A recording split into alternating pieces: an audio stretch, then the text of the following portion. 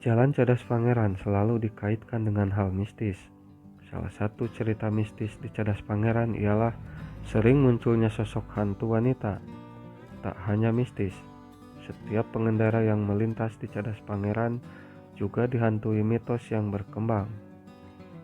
Satu di antaranya ialah membuang puntung rokok sebelum masuk Jalan Cadas Pangeran. Ada 6 mitos yang berkembang di masyarakat tentang Jalan Cadas Pangeran ini. 1. Penampakan sosok wanita.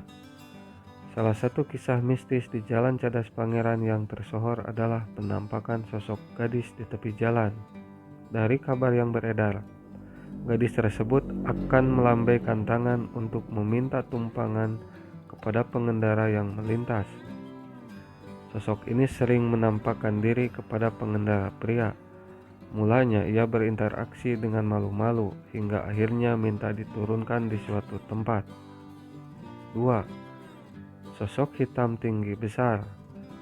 Satu cerita yang cukup terkenal di kalangan masyarakat sekitar Cadas Pangeran adalah penampakan sosok hitam tinggi besar yang menampakkan diri saat malam hari.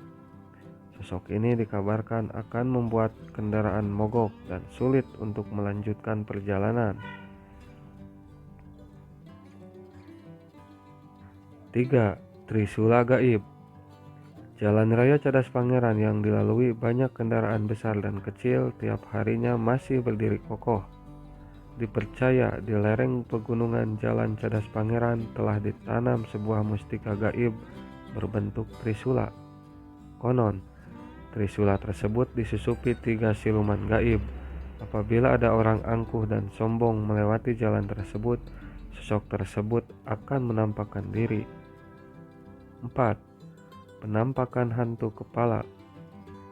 Diceritakan suatu hari, pengendara motor yang sedang berboncengan melihat sosok penampakan hantu kepala yang mengikuti mereka dari arah belakang. Sosok ini akan terlihat berterbangan dari satu pohon ke pohon lainnya di hutan Cadas Pangeran. 5. Siluman ular raksasa. Mitos siluman ular raksasa adalah cerita yang sudah diketahui masyarakat sekitar Cadas Pangeran. Sosok gaib ini akan menampakkan wujudnya di dasar jurang Cadas Pangeran. Dari kabar yang beredar, ular besar berjenis piton atau boa ini akan memakan jenazah sisa korban kecelakaan atau pembunuhan. 6. Makam tanpa nama. Jalan Cadas Pangeran dibangun dari darah para pribumi yang dipaksa bekerja rodi di bawah masa pemerintahan Herman Willem Daendels.